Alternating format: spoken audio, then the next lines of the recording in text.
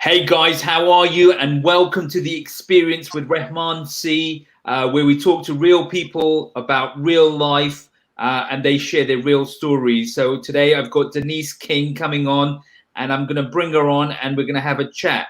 So welcome, Denise. How are you? Hi, I'm great. Good morning. How are you? I'm awesome. So which part of this wonderful world are you in? I am in Philadelphia, Pennsylvania, in the United States of America, where I've been since November. Oh, since November, only November. So where were you Only raised? November. Well, I mean, I was born and raised here in Philly. I'm a Philly girl, West Philly, and but for the last 10 years, I've lived in Paris. In Paris. Wow. Yes, for the last 10 years, I lived in Paris, and actually, prior to my coming back here in November, I was doing a residency on a ship. So I lived on a ship Wow. for a So while. you've got some adventures to share with us. I do. I have some real adventures. I do. All right. So let's get into it. Let's get into the show. So my first question to you, Denise, is what's your message to the world? The message that I give at every concert, in any place that I performed in the world, is simply a message of love and kindness. It's So, what we need a lot more of, and I just feel like the world would just be a much better place if we demonstrated more love, patience, and understanding. were you always loving, patient, and understanding? Well, yeah, I mean, with the exception of maybe my teen years, where everybody during the teen years is kind of confused, dark. I hate everybody, I love everybody. It's like a roller coaster. But mostly, yeah, when I was in high school, some of my friends called me a hippie flower child because I was just that person. I mean, I've been um, a proponent, I guess that's the word. I've been someone who has preached love and patience and activism. I was actually an activist. I've been an activist all of my life. Yeah. Yeah, absolutely. All of Yeah. it. I don't know if you can see my t-shirt, but I've been an activist for most of my life. And So I'm sorry. no, I was going to say, you sound more like a West Coast girl than a Philly girl. Maybe, maybe, maybe from another life, you Yeah. know, like Yeah. vapors from another life. But I mean, that's how I've been. That's been my personality. And I guess part of it was because of my father was an activist. He was heavily involved in activism, especially as it pertains to the Black experience. And I guess also because when I was in junior high school, I was part of uh, a DSEG program. I was one of 10 Black kids that had to integrate a predominantly white school, and this was back in the 60s. So that taught me a lot. It taught me a lot about interaction with other people. It taught me a lot about, how society works, how certain segments of society work. And so that's my experience. It Yeah. was, What was that experience? Tell me a little bit more. How did it go? Your first day? How did it evolve? it was, By the time you finished school, how was it? well, it was initially, it was difficult from the gate. It was difficult. Because you were experiencing what? Racism, Okay. horrible. Direct racism. Direct. I mean, it was the first time. I was 13 years old. I'm completely, totally out of my inner city element, and away from everything that was familiar. I mean, I had to commute to school every morning. I had to leave my house at 6:30 in the morning and take public transportation to the far northeast, which was maybe an hour and a half away from my house or more with public transportation. And so here we were, 10 Black kids, integrating all white school, you know, and no one knew where to put us, you know. People were reluctant to friend us because we were different.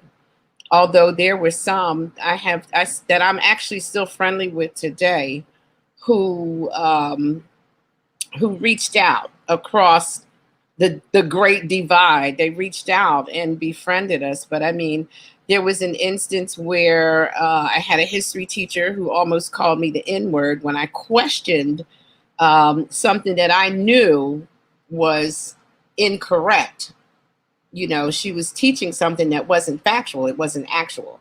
And I knew this. And when I challenged her, or not even a challenge, when I questioned, I saw her mouth the word, and, you know, and that was the thing. I had an experience where there was a kid who taunted me every single day. He taunted me for no reason, just because, you know. And this one particular day, I don't know what was going on. I don't know if I had broken up with a boyfriend or whatever, but I was having a bad day. And this kid called me the N-word, and, you know, and it just flew. It flew out of my mouth. I said, your mother is an N-word. And immediately, his response and his reaction was immediate. He turned 5 shades of red. He sputtered, and he looked at me, and I had hot tears running down my face. And when I get angry, my fist balled up, and I'm standing there, and he's looking at me, and, you know, we had an impasse. I sat in my seat. He sat in his seat, obviously shook up. And from that day forward, he never bothered me again. He never bothered me again. And he actually made an attempt to befriend me, which I rejected, but he did make that attempt.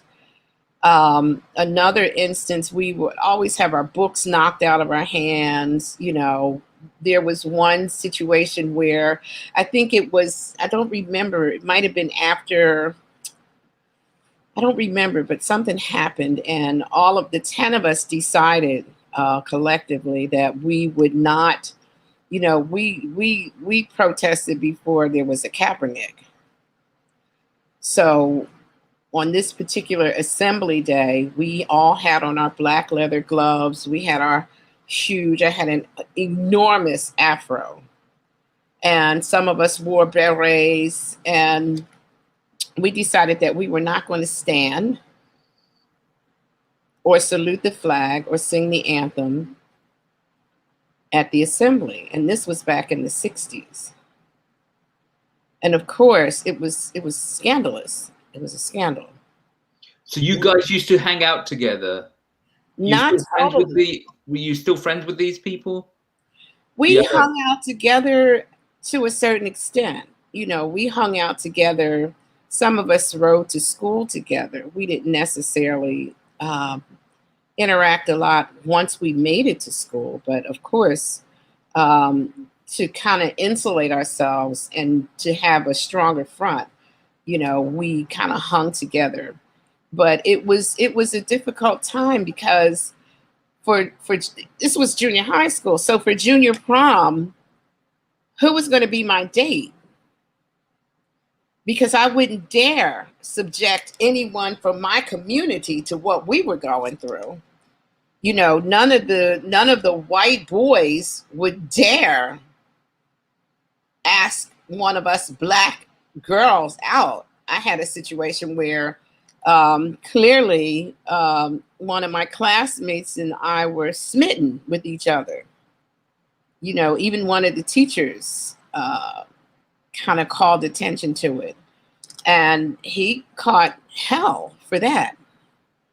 You know, why are you talking to her? Why are you interacting with her? I mean, we would be in the back laughing, talking, passing notes between each other. It was great. And in a different world, we might have dated, but it was just not possible back then. So Yeah. So, how did your experience evolve? well, I mean, you know, I had enough. I mean, I finished my junior high school years at that school. I finished, you know, I graduated. But before I was supposed to go to Northeast High School, which is directly up the street from the school that I attended, and I couldn't do it. So unbeknownst to my parents, I got a hold of a transfer slip and I transferred myself out, meaning that I signed my parents' signature to get me out of that situation because I just felt like I could not do 4 more years of that kind of treatment and that kind of isolation. It was like living in two worlds. Yeah. You know, it was like living in two opposite, you know, polar opposites. Like I would come home and I'm deeply immersed in, you know, the Supremes and the Motown sound and James Brown and I'm black and I'm proud and then I'd go to school and I was in Incense and Peppermints and the Nas and Hello It's Me and you know the Bristol Stomp. So I lived in two different worlds. Although now, you know, in retrospect, I'm glad that I did. I'm very glad that I did. Yeah. Do you have YouTube on that computer? I do. I think no, I don't actually. Because there's an echo. I was just wondering if there's. Sometimes it comes in, sometimes it goes out. It's gone now. So that's kind of weird. Okay. No. It just came in for a second. So you said it was worth the experience. Why was it worth the experience in the long term? Well, in the long term, it was worth the experience because it taught me how to navigate through two different worlds. Yeah. It taught me how to move in two different worlds. It taught me how to interact with people who did not look like me. It taught me experiences that I would never have had if I had not gone to that school. Right. So, you know, obviously it must have been difficult. How did you motivate yourself to go to school every day when you were going to be facing this kind of stuff? How did I motivate me? I had parents. You had no choice. I had parents who motivated me. And my father was a teacher. That was all the motivation that I needed. Yeah. You know? Although I will say there were times that this was later on in high school, I guess so, but there were times when I would cut school. I would hooky. But I didn't do the typical things that people did when they, you know, played hooky. I would play hooky and I would go to the museum. I would play hooky and go down to, there was a ship on the waterfront called Admiral Dewey's boat. I would take a tour of the boat. So I would play hooky and do these educational things. But, you know, when I was in junior high school, my father was a teacher. There was no way. You know, in my house, a C was failing. A C, yeah, a C was failing. And I'm in math, you know, I think they just threw their hands up and said, you know, she's dumb as a brick in math. It's just never going to happen. So, but in other subjects, I was basically a straight A/B student. Yeah. So let's talk about your history. Let's talk about your parents. You were obviously born, and then tell me how they parented you. What was their parenting style? And talk to me a little bit about your mom and dad. Well, my mom, I mean, we're talking about typical 1950s up. I was born in 54. And so the parenting style, my mom was a typical stay-at-home mom. You know, she was the, you know, make pudding, make bread, you know, rule with a switch, you know, mild disciplinary. She left the heavy discipline to my father. But they were my mom was more of a religious person in that sense, and my father was more of an educator disciplinarian. So their styles were kind of different. The same amount of love and the same amount of caring, but just different in the way that they carried it out. You Yeah. know, yeah, definitely different in that sense. We every Sunday we would listen to gospel music every Sunday. Or my father, at some point, my mom and dad separated, but my father would come home periodically and he would regale us with these stories that he made up, these stories to teach us different things. And I mean, it's some things that he taught us, some stories that he taught us, I'm just getting them. And I'm fully grown woman. Right. So there was a story about, this was a story from Edward G. Robinson, a writer, I think it was a writer, and it was about the chicken and the eagle. He would tell us that story. Then there was the story about Professor Snorkelcork and the savant. He would tell us that story just to teach us critical thinking and to give us a sense of self-esteem. I always say, my father was the wind beneath my wings, and my mother was the strength to keep me afloat, to keep me in the air. So, yeah, it was that kind of situation. They were definitely loving, caring parents. My father was, I guess by some people's standards or perceptions, he was a militant of sorts. He was heavily involved in those types of things. I don't even want to say militant, but he was definitely, as people say now, he was definitely woke back in 60s, 70s, etc. And my mom was cool because she was, she would have Bible studies, or she would bake, and she would watch her soap opera. She was just like a typical 1950s mom, yeah. And so you have other siblings? I do. I have a sister who's older, and I had 3 brothers. I had a brother who was murdered when I was 16, and that was devastating, completely and totally devastating. He was one of the funniest people that I've ever met in my life, and there's not a day that goes by that I don't think about him. And it was the same issue, the issue of gun violence. My brother was 16. He was a man. I always tell people he was a man at 16. And I think that he was a man because he left early.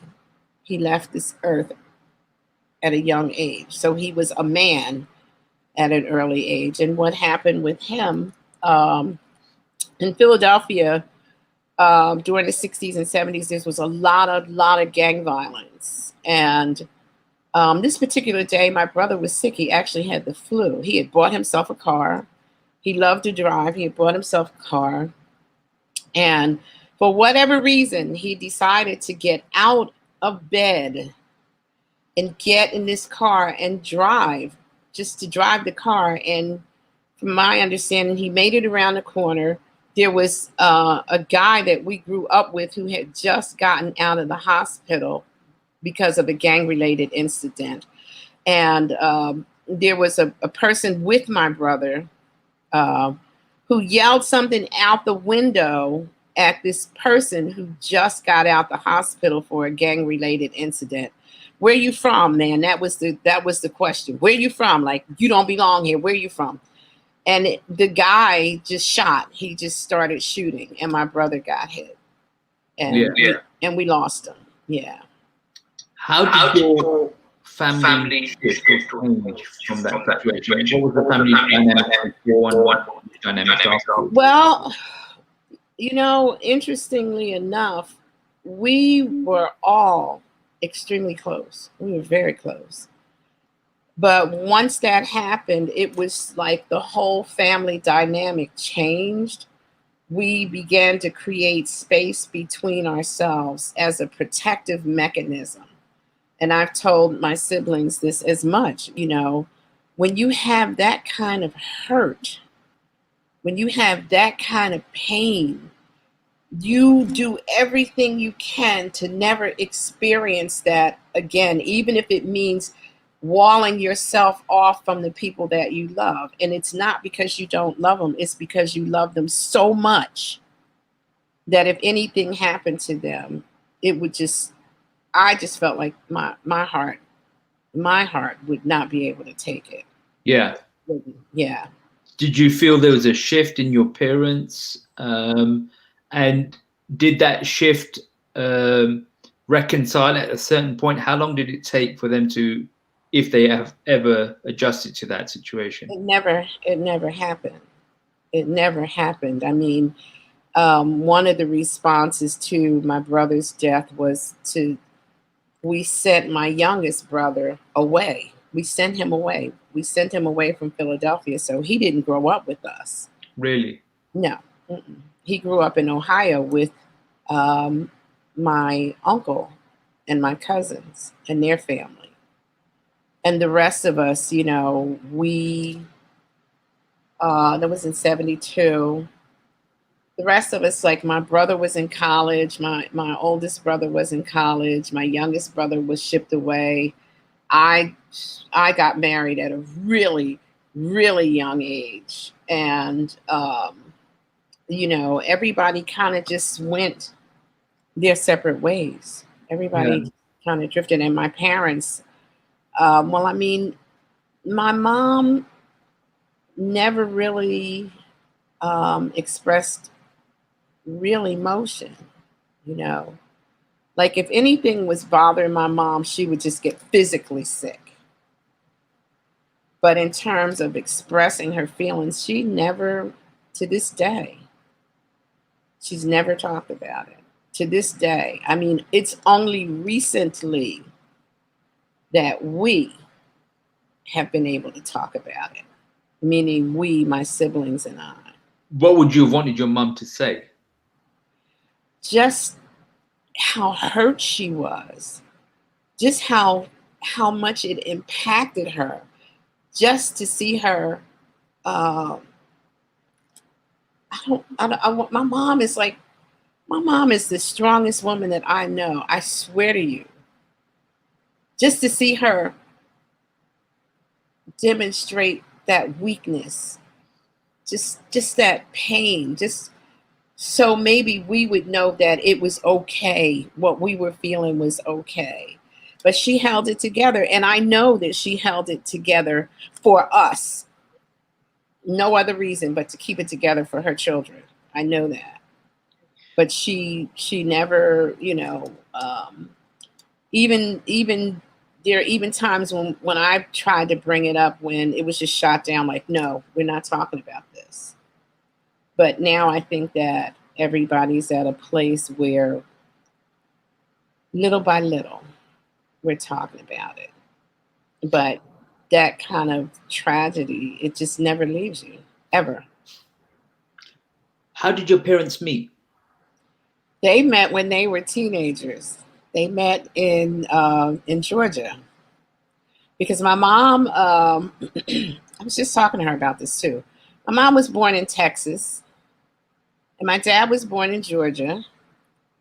Because of a situation in Texas, I think their house caught on fire or something, and my grandfather worked for the railroad. They decided to move to Georgia.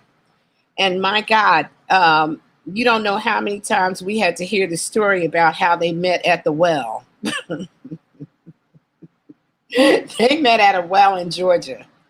And there you have it. That's how they met. Okay, and then, you know, how did they maintain, like, your dad, or one of them hit on the other, and then they took, I'm thinking, like, did they exchange numbers, as if they were cell phones at that time? Well, What was the exactly. procedure?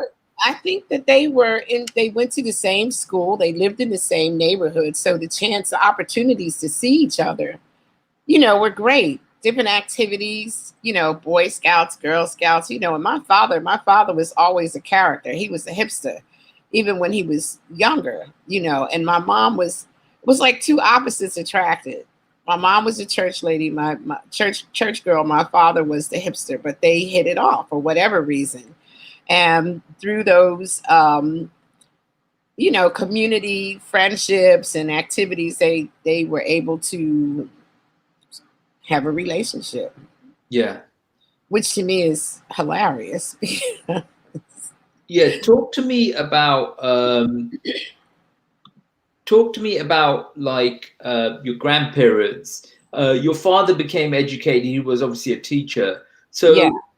How does the transition take place with the family in terms of education and becoming upwardly mobile from, a more impoverished background? Well, I mean, the thing is, like, there's a legacy. There's a legacy, and I say this because my brother and I have just been doing some genealogy stuff, and I actually was able to get back to the slave registry in my research, and my brother was able to dig deeper into both sides of our family. Now, my father's side of the family, my father's father was a teacher. His father was a teacher. His father's father, they were all teachers. They were all educators. My uncles and cousins. I had an uncle who, I think his name was Anderson. Was it uncle or grandfather? Anyway, he used to teach people on the street corner how to read and write in his community. So that was on that side. That's how that evolved. They were all, my grandmother was a teacher. My father's mother was a teacher. So there was this big legacy of this. Actually, I have a cousin who has a school named after her in Georgia. So education was extremely important on my dad's side. Now, on my mom's side, they were more into social work, into the humanity, into helping people. I didn't know my grandmother, my mother's mother, but I knew my grandfather, who was he was a chef. Actually, he was a chef at the Navy Yard in Philadelphia. He was a chef on the railroad for many, many, many years, highly respected. And but the others were into more social work, more helping people, those types of occupations, And then I will say too that they moved from Georgia.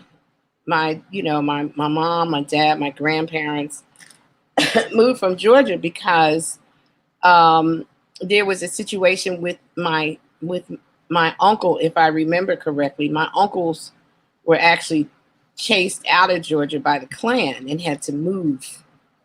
And they moved up north to Ohio. They went to Ohio. So some went to Ohio, and my mom and dad, my grandfather told my mom and dad to find a house in Philadelphia. And that's what they did. That's how I ended up here, or we ended up here. Cool. So tell me about your journey to where you are now. How has it been? It's been a journey. It's been a journey. It's been, like I tell people, I actually have written a book called From the Bottom Up. I did not start out. I am a survivor of many things. I tell people I came up on the rough side of the mountain.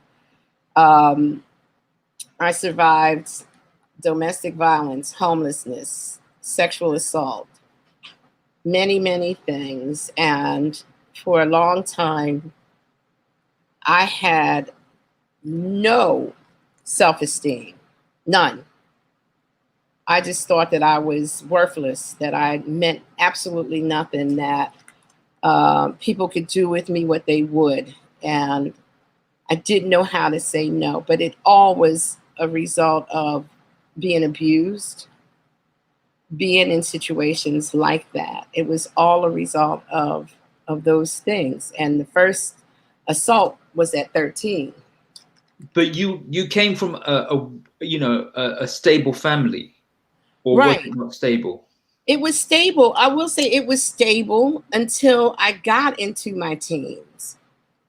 It was stable until I got into my teens. When I got into my teens, it wasn't so stable because my father was out of the house. So he He divorced, was in and out, separated. He separated separated. you from your mum at 13. Is that what you're saying? Yeah, it was around then. It might have been sooner, But but you didn't see any of the difficulties they were having with each other? well, I mean, as a teenager, you see, but you don't see. You Okay. know, you see, but you don't see. And when you have parents who are protective, you're not going to see. They're not going to let you see.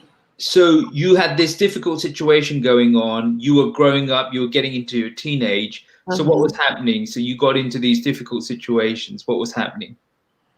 Well, I mean, eh, I I think up until 13, I was doing what normal teenagers do.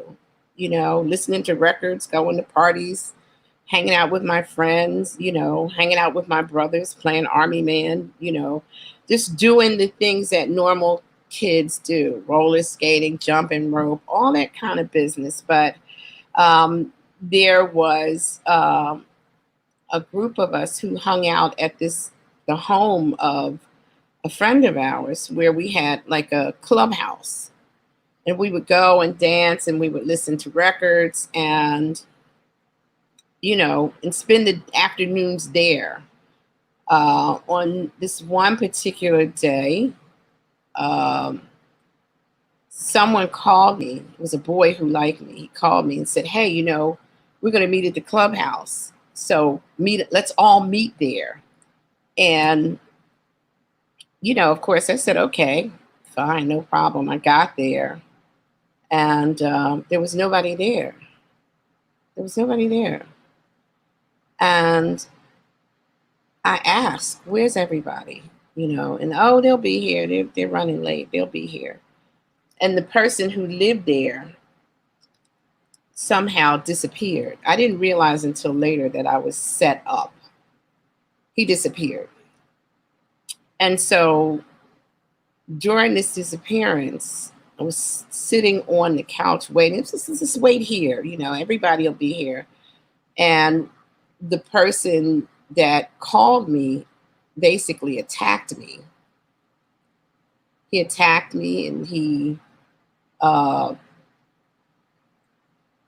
twisted my arm behind my back. Now I'm 13. I didn't know at the time that he was 19 or 20. He twisted my arm behind my back and pushed me down the basement and he assaulted me. And so from that, you know, everything, I never said a word. I never, you know, and I have to say, with all this stuff with Weinstein and Cosby and whoever, it was a trigger. I'm sure not just for me, but for many people who've been in that situation because of the cruelty, the name calling, and the shaming from the public who've never been in a situation like that.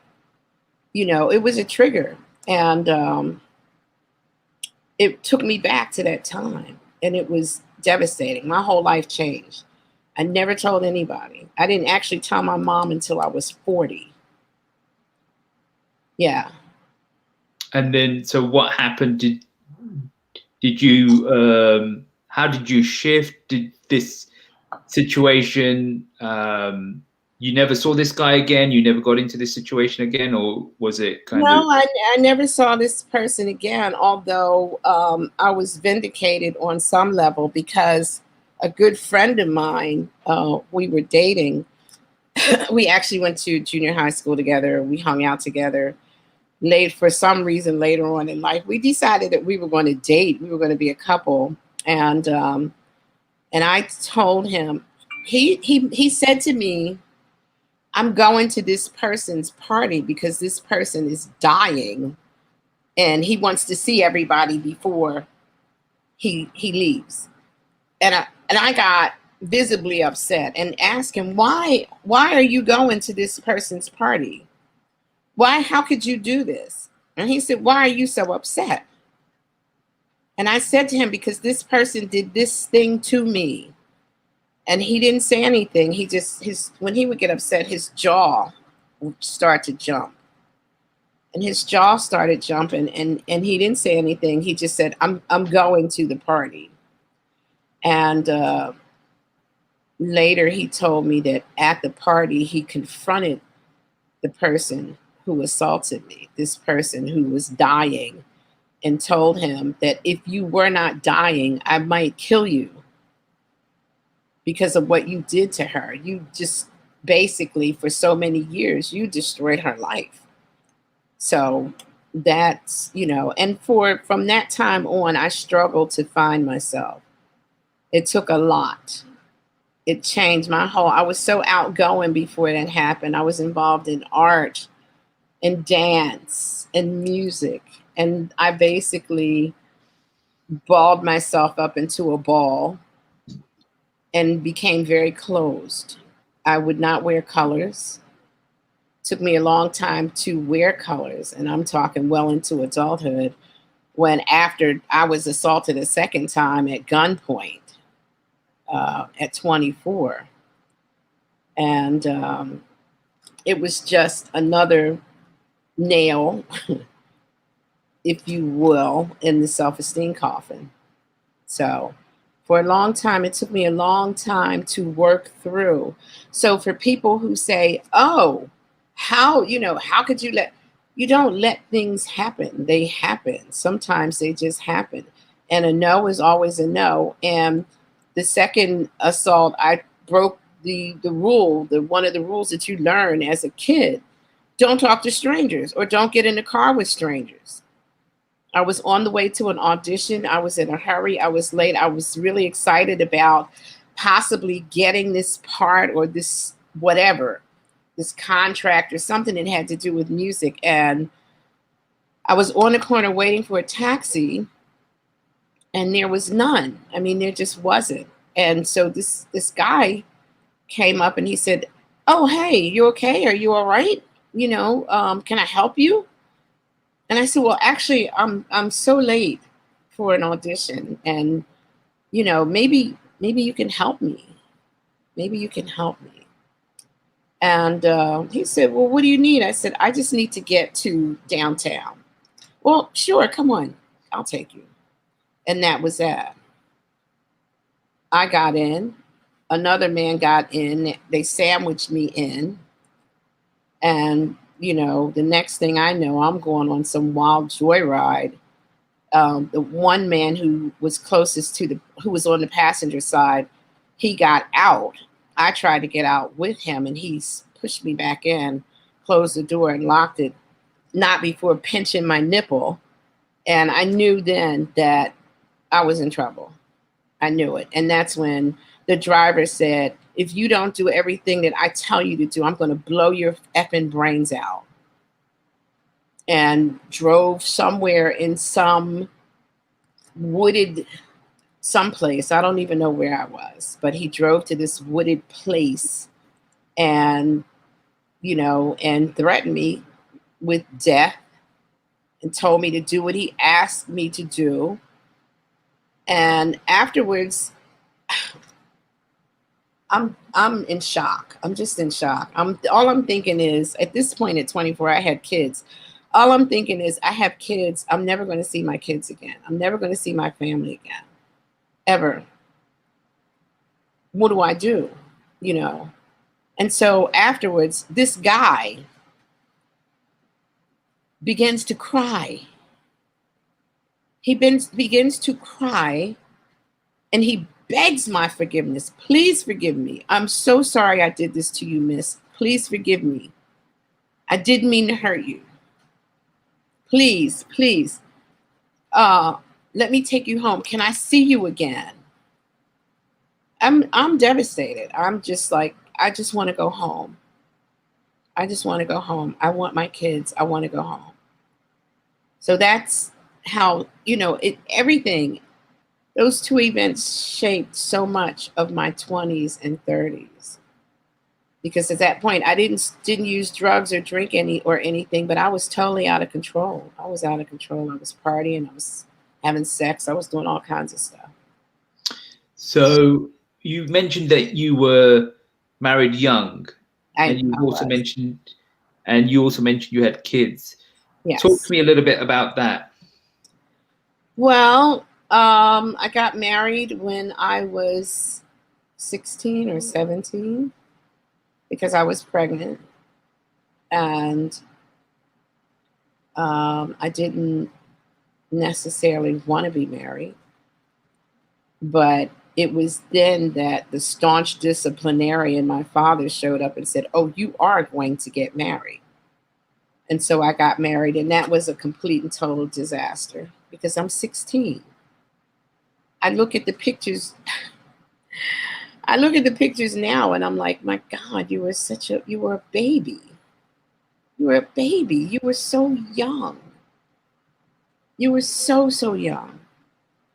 And it was a disaster because my husband he was 19. I was 16 or 17. He was 19.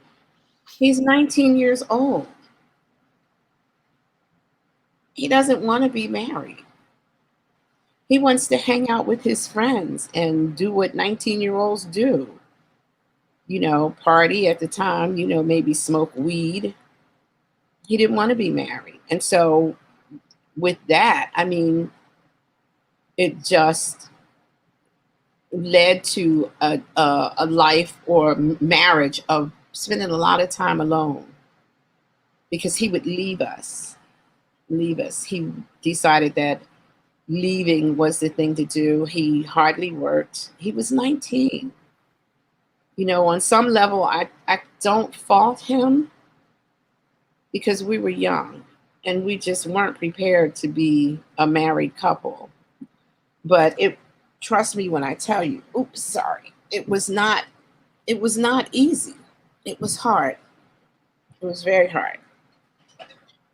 But sorry, I'm getting a little uncomfortable in this chair. But I did the best that I knew to do as a 16 or 17-year-old trying to raise a baby, without help or with very little help. But then at the same time, things just, it was almost like the cards were stacked against me.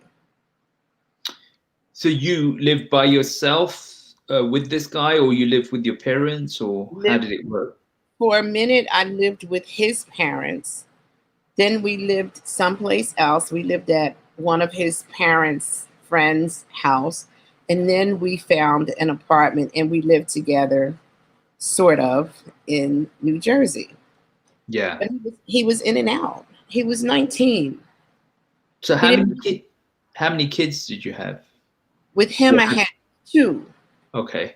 And how many children do you have altogether? I have 3 sons. Wow. I have 3 grown sons. My oldest son is 47. Wow. Yeah, or will be 47, I think. I lie about my own age so much. He'll be 47 this year. Wow. So, and even with that, and you said this is about life. If I have anything to say to anybody, I don't care how bleak, and I mean this from my soul, I don't care how bleak it looks. I don't care how dark it looks. There's always light, even if it's a pinpoint. I mean, at my lowest point, I was at I could say rock bottom. I was on welfare. I stood on line. I'll tell you a quick story. All this is in my book. I stood on line for the welfare, you know, because at this point I had divorced or left my ex-husband. At this point, I had, and my youngest son's story, that's a whole thing. But I'll tell you a story of how my life started to turn around. One day I got up, it was a beautiful day, and it was a check day. It was check day. I go pick up my check, get my food stamps, and let me say this too. And this is all in Philly? This is all in Philly. Keep me on track, because after I left the husband, I moved back to Philly. Okay.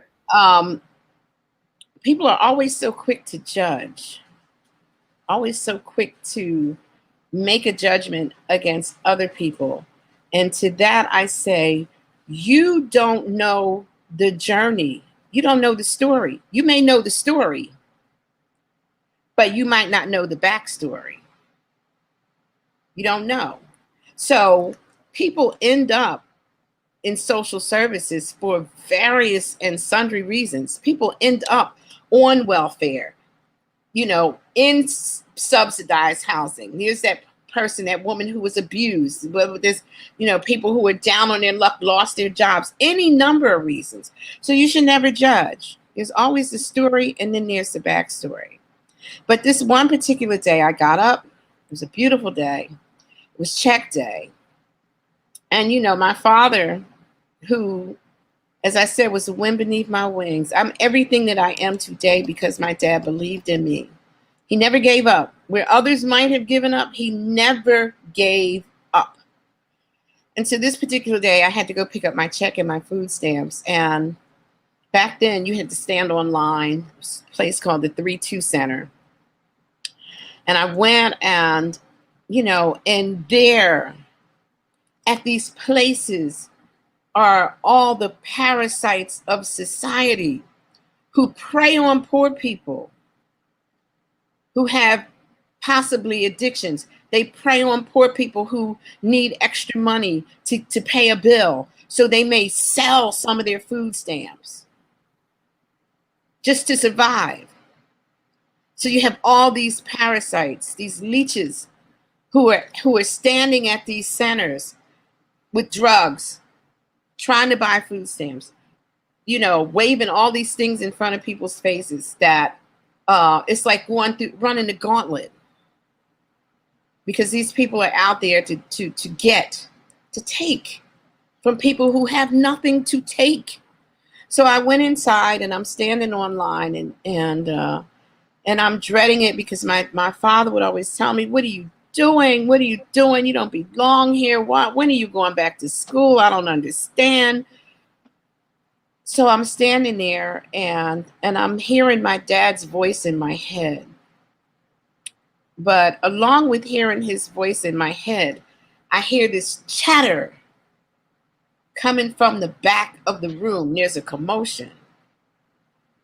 And little bits and pieces of conversation were finding its way to my ears. And there was something about a dead baby. And I'm thinking, a dead baby? What the heck is going on? A dead baby. And this chatter got louder. Oh my God, she's holding a dead baby. She's carrying a dead baby. So there was a woman in the back of the center who obviously was in trauma, because she's holding this baby that had died.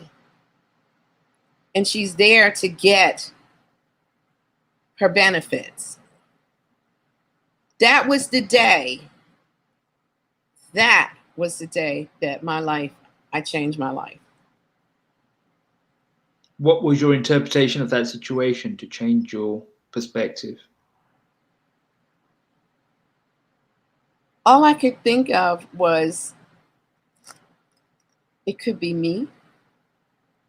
It could be me. It could have been me. All I could think of was, this woman, in her hopelessness, is basically invisible. People see her, but they don't see her enough to help her. They don't see her. She was invisible.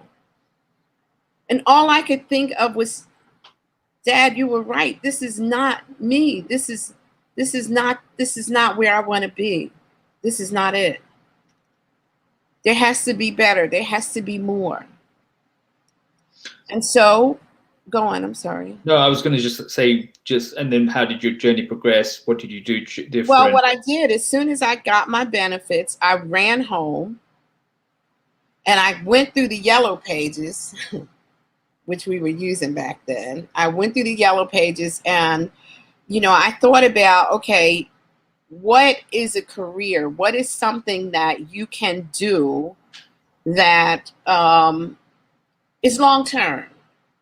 I had always wanted to be a lawyer because I'm newsy, because I like solving mysteries. I wanted to be a criminal lawyer, but once they told me that you have to deal with the crime scene, I said, no, I don't want that. Then I had to think like, okay, you need something. You have these kids. You can do 4 years in college, but you need right now money. You need right now change. So medicine, I've always enjoyed medicine. And so I went home, I got the yellow pages and I scrolled through different schools and I found a school in Philly called National School of Health Technology. And I made phone calls and I enrolled that day. I think it was that day. I enrolled. And I still collected my benefits until I did not need them any longer. Then once I finished that school, I went to, I think I'm ahead of myself. I think that I first went to Delaware County Community College and took a course in, as a, a unit clerk, to transcribe doctor's notes and all that kind of stuff. And, and that was okay. And then I went to national. That's how it progressed, like that. And so once I finished my training as a medical assistant, med tech, the hospital where I took my training was so impressed with my work that they hired me and my life changed. I was still dealing with, issues that needed to be dealt with. But from that point, it began to change. Yeah, it was almost as if you'd gone into some sort of vacuum. You'd been taken into a whirlpool, into a current, and then that experience shifted you to say, you know what, I'm going to take responsibility. This is not where I'm going to be. Well, it's not. I mean, that's the thing. People have to recognize where they are, because sometimes psychologically you're so entrenched in the hopelessness that you can't see a way out. You don't even know that there's a way out. You can't even imagine a way out. Thank God my father, like I'm telling you, I groped around in the dark. And in that darkness, I saw a pinpoint of light. And in that pinpoint of light, I saw my father's hand reaching for me to pull me out. Everybody doesn't have that.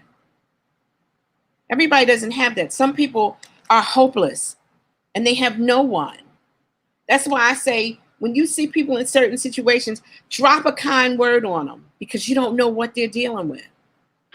Throw some love at them, because you don't know what they're dealing with. Your word may change their life.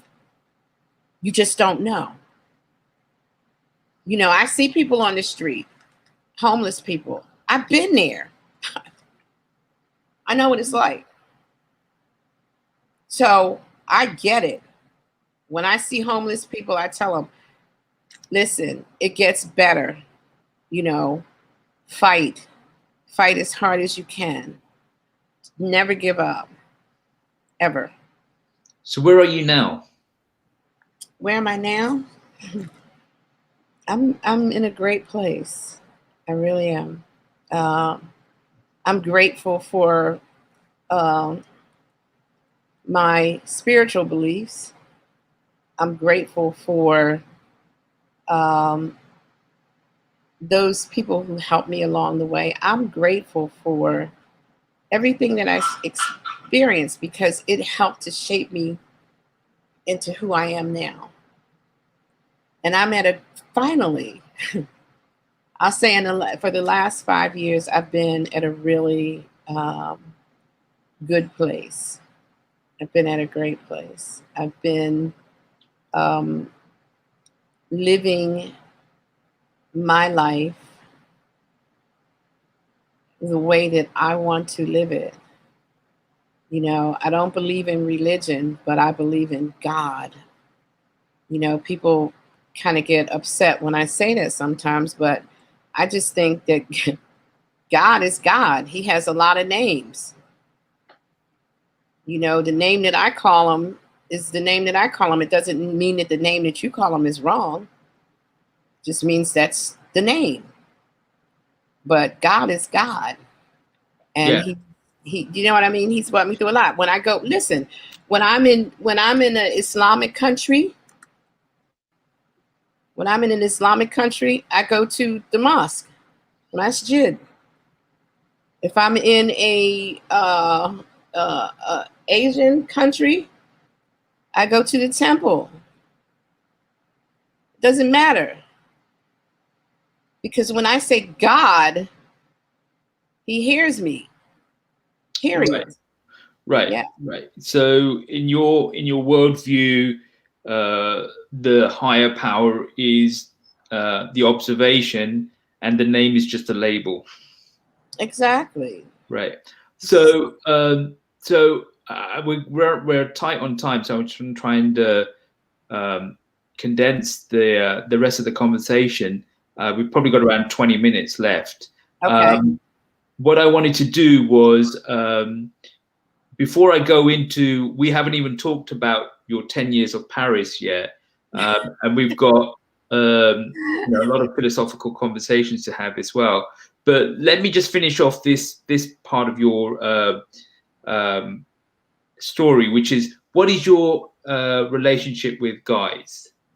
How do you see men, based on your experience? I see men as sometimes a mystery. Sometimes a mystery. I have a very good relationship with men now. Before, I didn't necessarily have that greater relationship with them because of my history. I didn't know how to interact with them.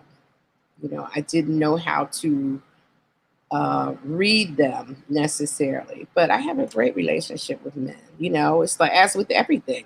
Some men are wonderful, fantastic, and some men are just jerks, period. Same goes for women. Some women are amazing and some women are not.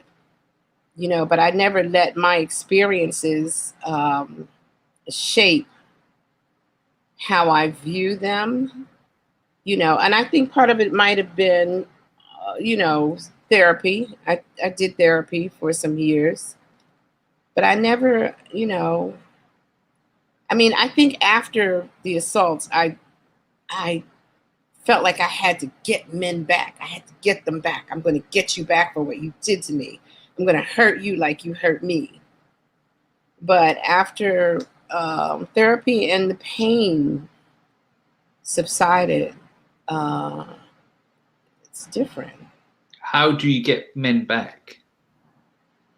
Well, in my mind, it was kind of like to make them believe that I felt something that I didn't feel and then drop them, or sleep with them and make them believe that it was something and it was nothing. It was nothing. It was just something to do. It was your way of securing some sort of control or power. Power. Yeah. It was all about power. was I'm going to hurt you before you hurt me. That's what it was. Talk And to I me about. Yeah, we're gonna move on quickly. carry on. Forgive me. Talk to me about Paris. Talk to me about your travels. Where have you been? How have you been? And how did you? Or what happened with Paris? I love Paris. Paris, the first time that my feet touched the ground in Paris, I knew that I would live there. I knew How that did it. you? How did you get that experience to go there? Well, actually, I had And done was the that the first first time you went out of the US, or have you been out to the? No, that wasn't the first time. No, the first time that I was out of the US, I went to Japan. That was actually my first flight ever in my life. Wow, you didn't take a Yeah. short one. No, it was 22 hours. And I lived in Japan for 6 months, which was amazing. I love it. And I've been promising to get back for since I left in 93. But that's going to happen as soon as all this craziness is finished. But in Paris, the first time I went to Paris, I went with Billy Paul because I did background vocals for Billy Paul. And we toured France, and Paris was one of our stops. So that was the first time. But when my feet touched the ground, I knew I'm going to come back here. I'm going to live here. And sure enough, in 2008, a piano player that I had worked with during the 90s remembered me. And, you know, oh, there's a story attached to that. Okay, so in what was it? I can't remember. 93 maybe. I don't remember. But anyway, I had been sending out press kits and CDs to this club. So many. I know they used the CDs as coasters, and the press kit was wallpaper because I had sent so many. But trying to get in this really famous club in Paris called La Villa. And one day I get this phone call from the management, and he says, "Listen, we have a spot that we need to fill right away. Are you available to come for a week?" And I was there for a week. It was sold out every single night. Lines around the corner. I was thrilled, and I knew that I would be hopefully invited back because they said we're going to have you back. But of course, the club closed. Blah blah blah. Fast forward to 2008. Now, the piano player that I worked with during that situation remembered me and contacted me and said, if you can get to Paris, if you can get here, I can find you work. So me being a rebel adventurer, a cliff jump off the edge of the cliff, faith-based life, I sold my car, I sold my stuff, I pawned jewelry, I did everything that I had to do to get an apartment and a round trip plane ticket, and off I went to Paris. And the rest is history. Once that happened, I ended up being there 10 years. So it's been quite an adventure. What was the experience of Paris? How is Paris? How was your Paris, interpretation? Paris, I'll say Paris is the first time in my life that I walked through the streets as a woman. Just a woman, not a black woman, but just a woman. I went into stores that were high end and nobody followed me. And I was like, wow, this is great. This is crazy. I went into Cartier. I went into Louis Vuitton, all these different stores, and nobody followed me. Not saying that it doesn't happen, but that was not my experience. Yeah. So it was the first time that I felt like a woman. I felt free. I felt like I was living. I felt that I was walking in the footsteps of those people who had gone ahead of me. The Josephine Bakers, the Bricktops, the Baldwins, the Langston Hughes. I felt like I was like, I get it. I know why you came. I know why you're here, because that same feeling still exists. It exists. It was real. And I felt so free, just free. I lived there. I didn't do a lot of working in Paris. Paris was home. But Paris was central to all the work that I was doing, like in Italy and Russia and Belgium, all the different places in the world where I've worked. Paris was central. So it was easy. And it was just that cafe life, the cheese, the wine, the easy breezy lifestyle. People work hard, but they also know how to live. In the States, we kind of Work hard, work hard, work hard, work hard, retire, then you die. What about your kids? My kids, we need another hour for that. Right. But did you take them with you? Did No, you? no, no, because at this point, they were pretty much grown. When they were teenagers in Japan, they stayed with my mom. I asked her, Mom, will you keep them? Will you watch them, until I come back? And she was like, go ahead, you know, I'll watch them. And she did. She kept them while I was in Japan. They were late teens then, like 16, 17, somewhere around there.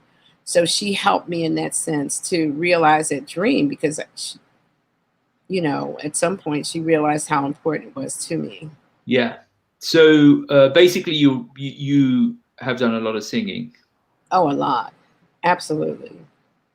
I mean, I was singing almost every night for the last, I'll say I sang every night for 8 years, 9 years.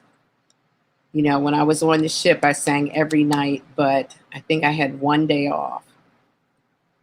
Touring, I would do long strings of tours, like 2 weeks, 3 weeks. I would sing every night. So where have you traveled to? Whew. I've been to, like I said, my first trip was Japan, France, Turkey, Italy, Belgium, Luxembourg, the Emirates, Siberia. Did I say Russia? Um, oh God, so many places. I can't just can't recall them all. But I've Right. been And most of this was all with your singing. yes. Okay. Hmm. Cool. And what have you learned from that traveling experience? Well, I learned that people are people.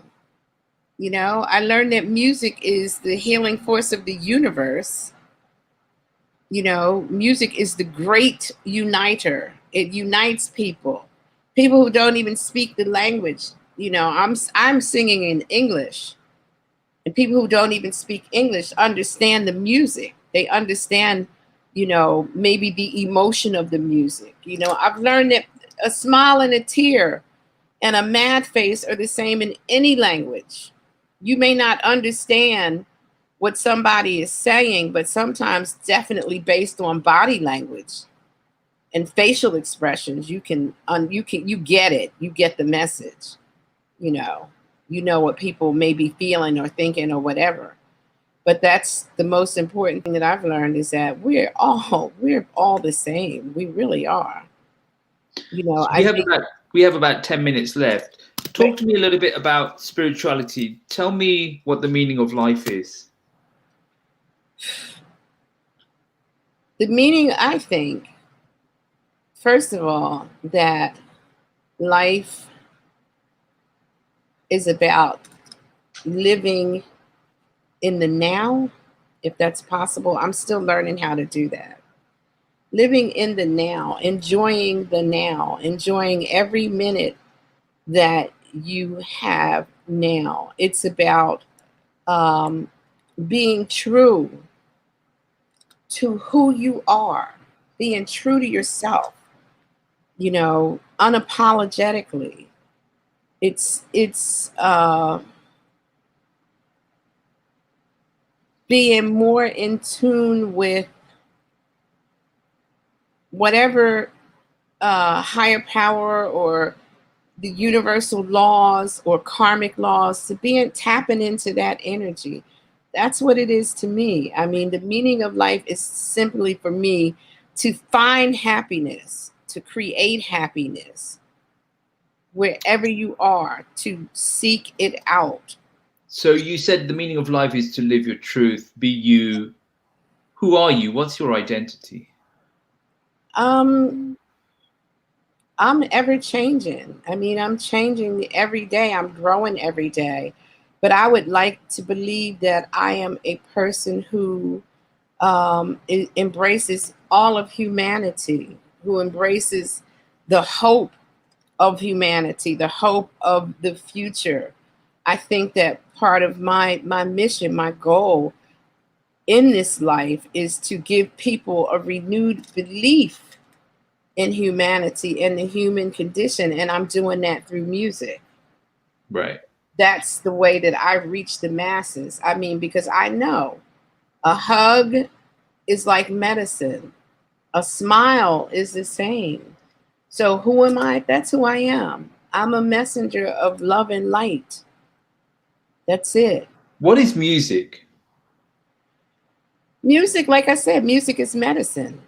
You know, not all of it. Some of it is not as medicinal as others, but music is a language that supersedes everything. It surpasses everything. It reaches so many people in the deepest part of their soul sometimes. I mean, I remember in Japan, I knew the people didn't understand English, but I would look in the audience and people would be crying, tears would be streaming down their face because music has that power,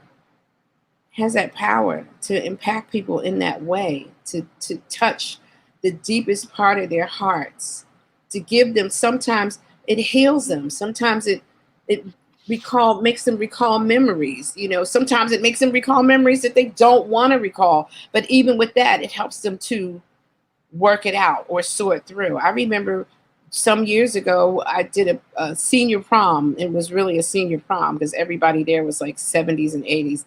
And this one little lady, I kept getting this song that came in my mind. It was As Time Goes By. And the little lady came up to me and she said, "You're too old, you're too young to know these songs."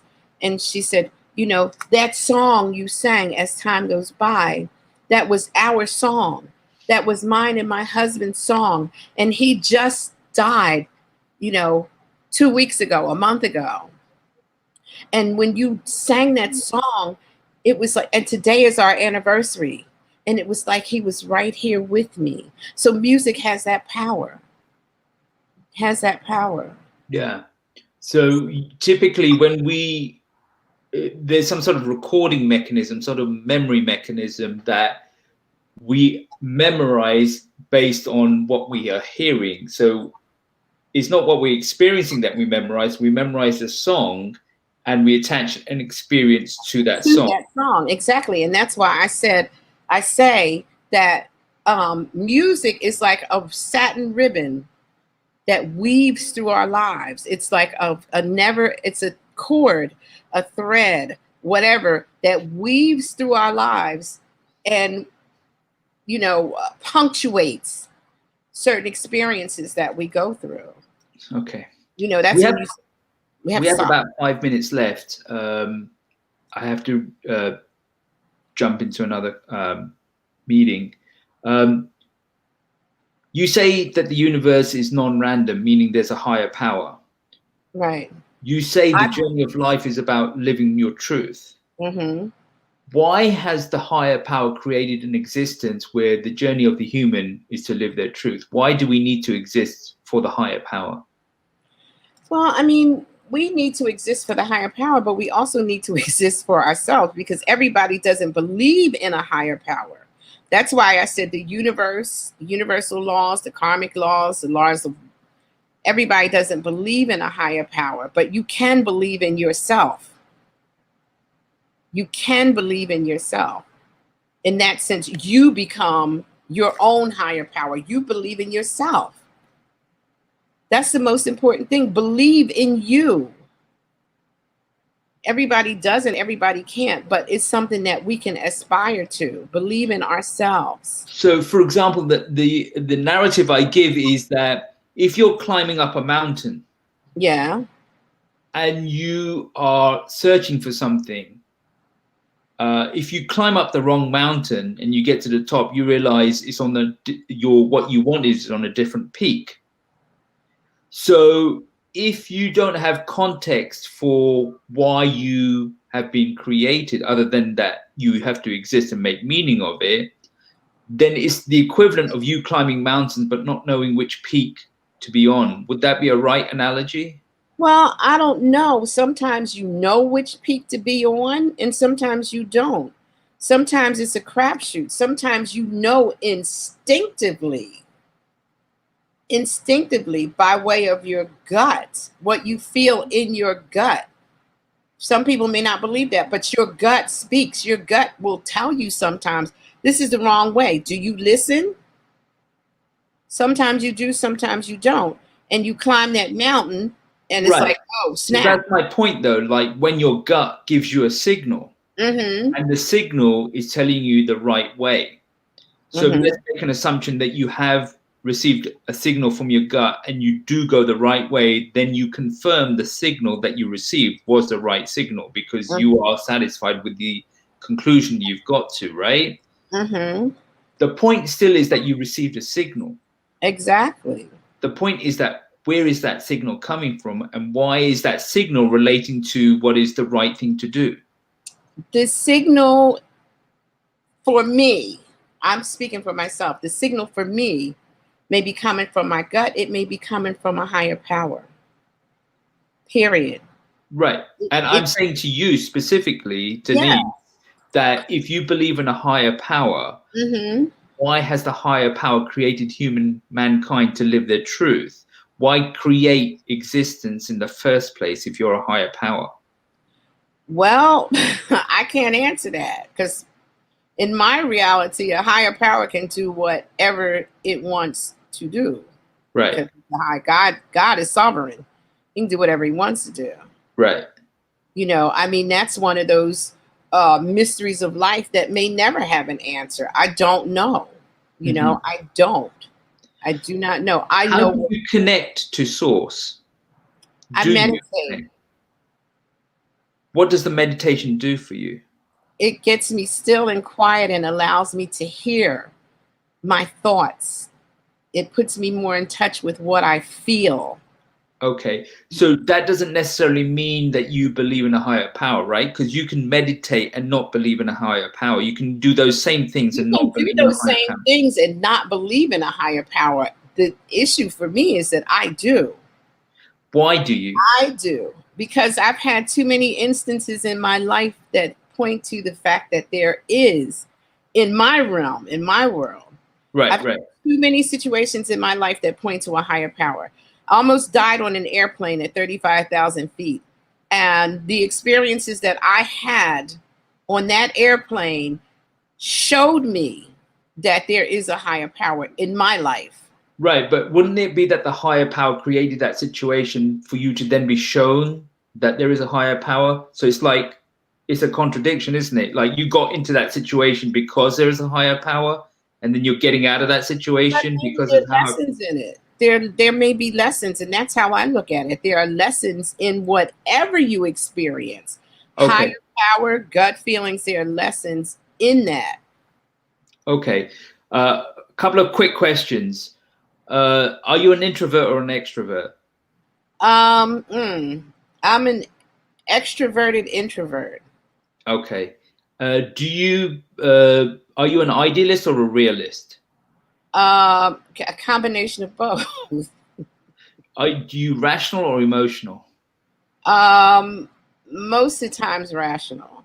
Okay. Most of the times, yeah. Are you practical or are you intellectual? I would like to believe practical. Yeah, I think more practical. Are you a risk taker or risk averse? I'm a risk taker. Do you prefer certainty or uncertainty? Combination of both. I know that sounds kind of crazy, but some things certainty, some things like, you just don't know, uncertainty. So what do you prefer as far as certainty is concerned? A regular paycheck. The certainty that I'm going to have some place to eat, to live, eat, sleep, and the certainty that my family is safe. That kind of certainty. If you were an animal, what kind of animal would you describe yourself as? I'd be a horse. And what three qualities of horse do you possess? Horses are loyal, they're strong, and they're fast. Okay. They say you're the average of the 5 people that you most hang out with. In a fantasy scenario, if you had 5 people that you could hang around with, past, present, or future, who would those 5 people be? Oh, I don't know. I have no idea. You know, I was thinking about that the other day. I kind of thought that I would like to talk to Jesus. Okay. You know, I wanted to talk to Jesus. Definitely wanted to talk to, I know I would want to talk to Shakespeare. I know I'd want to talk to, I would want to talk to, I think, Rosa Parks. I want to talk to her. And I don't know who else. Like, I don't know. I've You thought got about 2 people left. Yeah, I know. And I'm thinking about it. I'd like to talk to, and I know it may seem cliche, but I'd really like to talk to Obama. And I'd like to talk to maybe like a grand wizard from the Klan. Okay. Interesting. Yeah. Wonderful. Any final messages, any final points you'd like to make? No, I mean, the only thing that I can think of is that people trust your gut. If you believe in a higher power, trust that higher power. Believe that there is a lesson in everything that you experience. It's up to you to find out what that lesson is. We all have gifts. We just have to find them. And lastly, love. Just love. Love. More love. Just for the sake of love. Show it. Give it. Denise, we've run out of time. I'm sure we could have spent another full hour or 2. And I would definitely have done that. Unfortunately, I've got some commitments, but we can definitely catch up again. And I really appreciate your time and the conversation and the openness with which you've, talked about your life. Thank you. It was great. Thanks, Denise. Thank you for inviting me. Thank you. No problem. Okay. Take care. Bye-bye. Be safe. Bye.